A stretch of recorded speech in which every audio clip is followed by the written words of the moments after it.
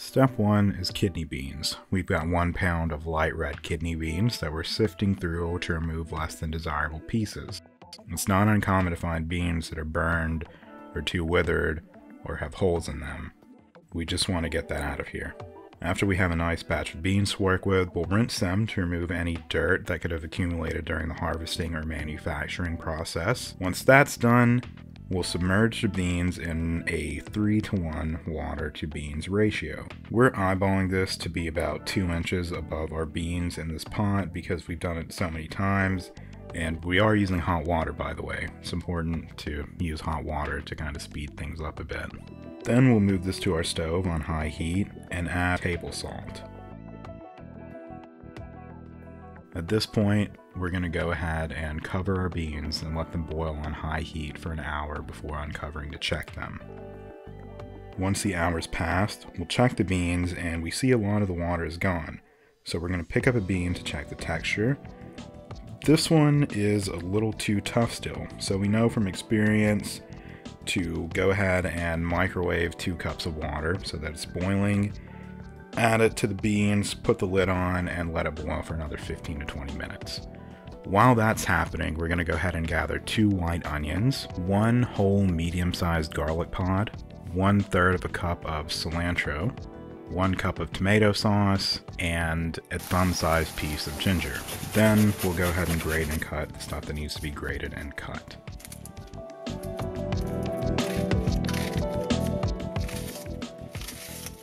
Then in a separate pan, we'll add about a 1/4 cup of vegetable oil and a teaspoon of cumin seeds. Once they pop, add in the onions and stir till they're transparent. Then add the garlic. Once you smell it, go ahead and add in that grated ginger and stir every 30 or so seconds. We don't want to stir too often because we want caramelization here. Once it's caramelized, go ahead and stir in a 1/4 teaspoon of asafoetida. Then a teaspoon of Kashmiri mirch, you can substitute with chili powder or paprika. Then 1/2 tablespoon of turmeric and 1/2 tablespoon of red mirch, hot chili powder. Stir that a bit to caramelize it, and then we're going to go ahead and add that cup of tomato sauce. With the tomato sauce, we want to stir it every 30 seconds so it doesn't burn while it reduces to a paste-like texture. We want the moisture cooked out until we can see the oil separating. Once that happens, we're going to go ahead and add a tablespoon of methi. Then we're going to reduce our heat to medium-high to prevent splatter and add 1 cup of water. We added room temperature, but you can add hot if you want to speed up the cook here. Then we stir everything together and let it simmer on medium heat for 5 minutes to cook our seasonings. And now our beans are done. We know that because all the water is gone and they're butter soft. So we're going to dump them into the torca and, of course, stir that all together. Then add our final cup of water. Throw in our cilantro. Stir it together and let it simmer on medium-low heat for 5 to 7 minutes. It doesn't matter if it simmers covered or uncovered either, but you will want to stir it occasionally to prevent sticking. And if you'll notice, we didn't add any more salt because we added the beans at the beginning of the cook, and they're carrying the salt for us in this dish. For Jeera rice, we've got 2 cups of basmati rice and 4 cups of water in the classic 1:2 rice-water ratio that most rice requires. There's also 1/2 tablespoon of salt, 1/2 tablespoon of cumin seeds, and a cup of chopped white onions. We're going to start the process by rinsing the rice in cold water. Just as it's essential to use basmati rice in this dish, it's essential to rinse it in cold water to remove excess starch so that the rice isn't sticky. You don't have to wait for it to run completely clear. It's never going to run 100% clear. But after 3 or 4 rinse cycles, go ahead and make sure all the water is drained and you can move on to the next step. Once it's rinsed, the cook begins by adding a cooking spoon of vegetable oil to a pan on medium-high heat. Then we add in the cumin, aka Jeera, and let it cook for a few seconds until it begins to pop like this and infuse that oil. Then we add the salt and onions. Make sure there's no water on the onions, by the way. Water and oil is dangerous. Once the onions begin to turn translucent, we know we've got a nice infused base to go ahead and add our rice to. And we just give the rice a quick stir fry for a couple minutes before adding in our cold water. A tip here, by the way, is to use a dull spatula, wooden or steel, whatever. As long as it's something dull, that's what's important, because we don't want to break the rice with it. We'll then give the rice a quick stir and cover our pan for no more than 3 minutes to speed up the boiling process. Once it's uncovered and boiling, we're going to continue to stir the rice every minute until about 80% of our water has evaporated, so that it looks like this.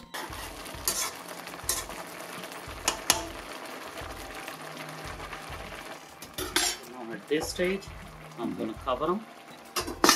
I'm going to lower the heat all the way low, and I'm not going to mess with them for about 5 minutes.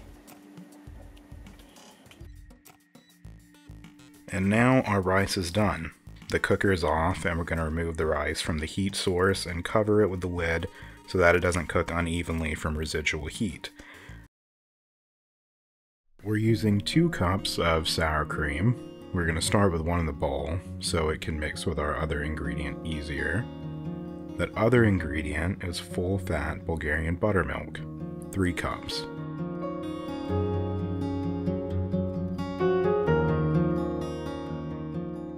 Once those 3 cups are added, we'll begin lightly whisking.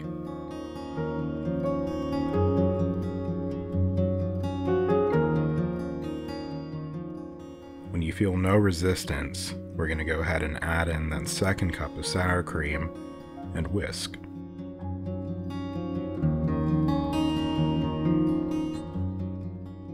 After that, you're done and can serve as you please. Don't add salt to it until you're ready to eat, though. Anything else is fine ahead of time, pepper or onions or whatever. We're actually dividing this batch into 2 parts. To one, we'll be adding half a teaspoon of black pepper